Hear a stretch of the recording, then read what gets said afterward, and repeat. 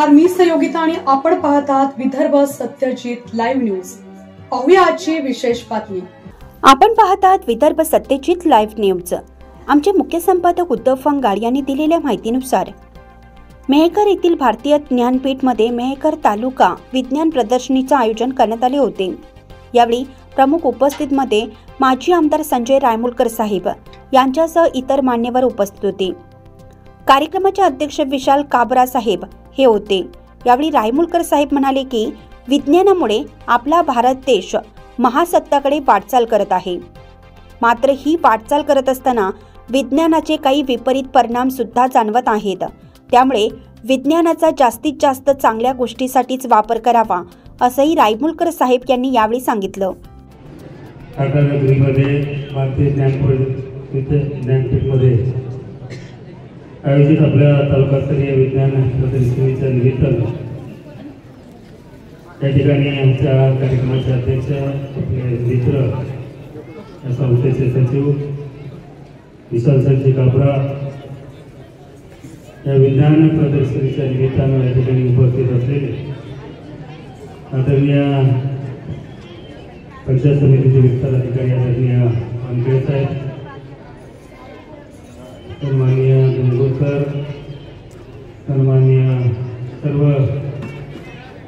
विज्ञान प्रदर्शनीच्या निमित्तानं ठिकाणी उपस्थित सर्व मान्यवर, सर्व शाळेचे मुख्याध्यापक, त्यांचे सर्व सहकारी, विज्ञान शिक्षक आणि ज्या ज्या बालवैज्ञानिकांनी या ठिकाणी या स्पर्धेमध्ये भाग घेतला आहे असे सर्व आमचे वैज्ञानिक बालमित्र, विद्यार्थी आणि विद्यार्थिनी उपस्थित, त्यांचे पालकवर्ग आणि उपस्थित पत्रकार मित्रांनो, आज या ठिकाणी आपल्या मेहकर तालुका विज्ञान प्रदर्शनीच्या निमित्तानं आपण सर्वजण या ठिकाणी उपस्थित आहोत। विज्ञान प्रदर्शनी म्हटलं त्याला छोट्या छोट्या वैज्ञानिकांकडनं जे काही त्यांना या ठिकाणी स्पर्धेच्या निमित्तानं किंवा विज्ञान प्रदर्शनीमध्ये कुठल्या प्रकारचं आपलं उपकरण असलं पाहिजे या संदर्भातल्या विषय या ठिकाणी दिले जातात आणि त्यांच्या कल्पनेतून अनेक विद्यार्थी अनेक आपले उपकरणे या ठिकाणी बनवून विज्ञान प्रदर्शनीमध्ये भाग घेतात। तसा भारत आपला देश आपण पाहतोय महासत्ता होण्याच्या दिशेने आपला वाटचाल या ठिकाणी देश करतोय आणि त्याच्यामध्ये जे आपले वैज्ञानिक आहेत आणि जे काही त्यांच्या कल्पनेतून या ठिकाणी अनेक शोध लावलेत आणि त्यामुळेच आपला देश आता महासत्ता होण्याच्या दिशेने वाटचाल करतोय। परंतु आज या ठिकाणी प्रदर्शनीमध्ये आल्यानंतर थोडक्यात प्रदर्शनी पाहायला गेली असतील तर निश्चितच या विद्यार्थ्यांच्या बालबुद्धीतून किंवा त्यांच्या बालवैज्ञानिकांच्या माध्यमातून त्यांनी जे काही उपकरणे या ठिकाणी आणले तसं पाहिलं तर त्यांचं जेवढं कौतुक करावं तेवढं या ठिकाणी थोडं आहे आणि छोट्या बालवैज्ञानिकांकडनं हे मोठे वैज्ञानिक या ठिकाणी होण्यामध्ये निश्चित त्या ठिकाणी मदत होत असते आणि त्याच कल्पनेतून शासनाच्या माध्यमातून अशा शिबिराचं प्रदर्शनाचं आयोजन केलं जातं।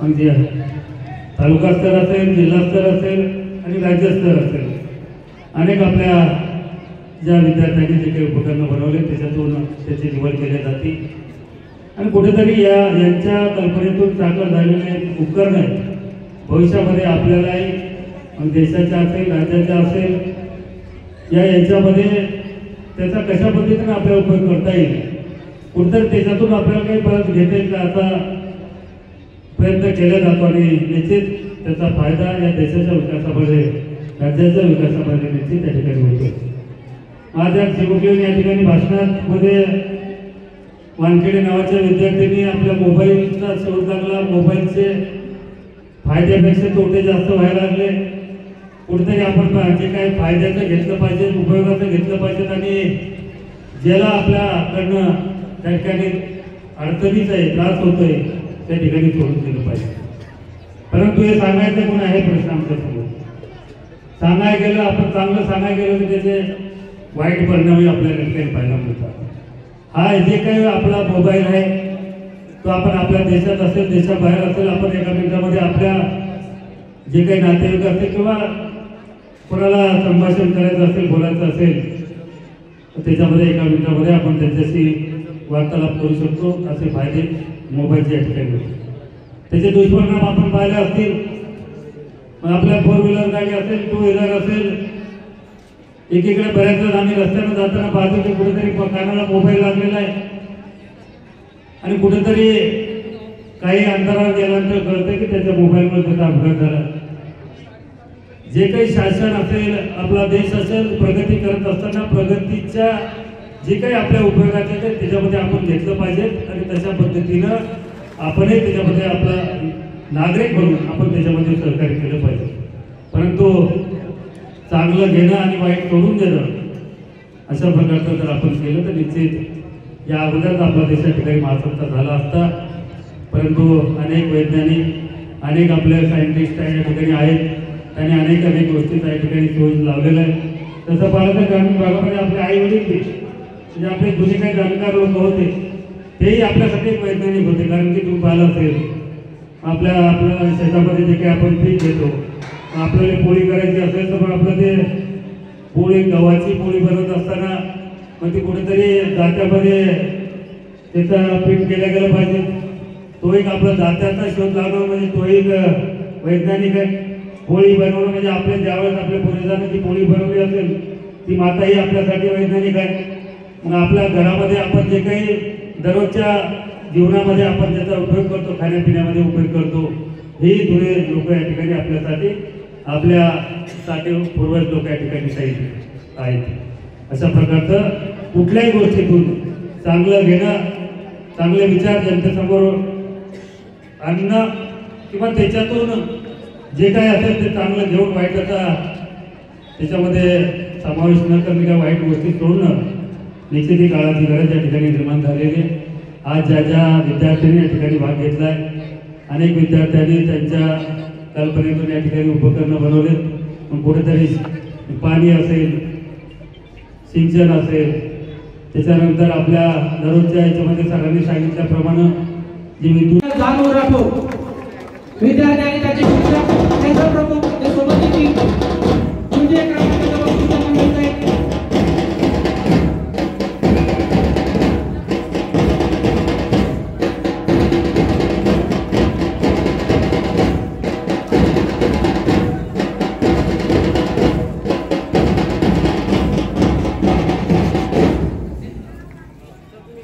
हा तृतीय क्रमांक सुद्धा जिल्हा स्तरावर जाण्यासाठी पात्र ठरणार आहे. चला टाळ्या वाजत राहिल्या पाहिजेत. याचं जे बक्षीस आहे त्या उपकरणाचं नाव आहे एअर प्युरिफायर. शाळेचं नाव आहे महात्मा ज्योतिबा फुले विद्यालय देऊळगामाळी आणि विद्यार्थ्याचं नाव आहे आदित्य मदन बगर. चला टाळ्या वाजून जाऊया जोरदार.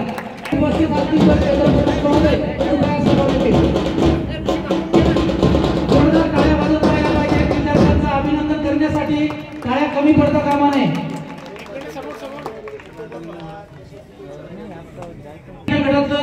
प्रथम क्रमांकाचं जे बक्षीस आहे त्या उपकरणाचं नाव आहे अँटी स्कॅम आणि शाळेचं नाव आहे मेसो जिजामाता कन्या शाळा मेहकर आणि विद्यार्थिनीचे नाव आहे रेणुका नितीन कुलकर्णी. चला टाळ्या वाजून जाऊया. नाव घेतल्यानंतर विद्यार्थी आणि शिक्षकांनी सोबत यायचं आहे. या उपकरणाचं नाव आहे अँटी स्कॅम. शाळेचं नाव मेसो जिजामाता कन्या शाळा मेहकर, विद्यार्थिनीचं नाव आहे रेणुका नितीन कुलकर्णी आणि तिचे मार्गदर्शक शिक्षक सोबत आहेत. चला आपण माध्यमिक व उच्च माध्यमिक गटाकडे वळतोय. यामध्ये 9वी ते 12वीचे विद्यार्थी सहभागी झाले होते आणि यातील तृतीय क्रमांकाचं जे बक्षीस आहे त्याच्या उपकरणाचं नाव आहे वेस्ट वॉटर प्युरिफिकेशन आणि सहभागी शाळेचं नाव आहे कैलासवासी भास्करराव शिंदे विद्यालय वडगावमाळी आणि विद्यार्थ्याचं नाव आहे वैभव संतोष जाधव. चला जोरदार टाळ्या. वैभव संतोष जाधव आणि कृपया समोर येतील, बक्षिसाचा स्वीकार करतील. तृतीय क्रमांकाचं जे बक्षीस आहे ते त्यांना मिळते। हे तिन्ही बक्षीस जिल्हा स्तरावर जाण्यासाठी पात्र ठरलेले आहेत। या वर्षीच्या त्याचं नाव आहे, उपकरणाचं नाव AI बेस सोलर ट्रॅप। शाळेचं नाव आहे महात्मा ज्योतिबा फुले विद्यालय देऊळगावमाळी आणि विद्यार्थी आहे वैभव नरेश शेळके। चला जोरदार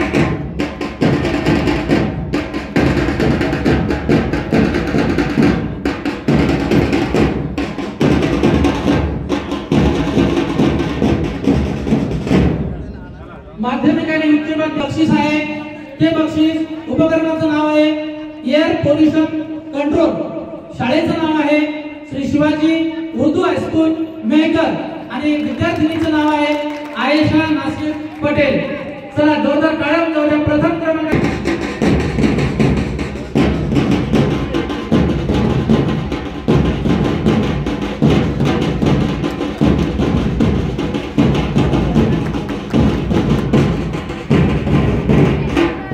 यानंतर उपकरण निर्मितीमध्ये भावना बाहेर गावी जायचं असल्यामुळे आपण खास कार्यक्रम घेतो आहे। सर्व स्टाफची इच्छा आहे, भारतीय ज्ञानपीठच्या सर्व स्टाफची भाऊसोबत एक फोटो घ्यायची।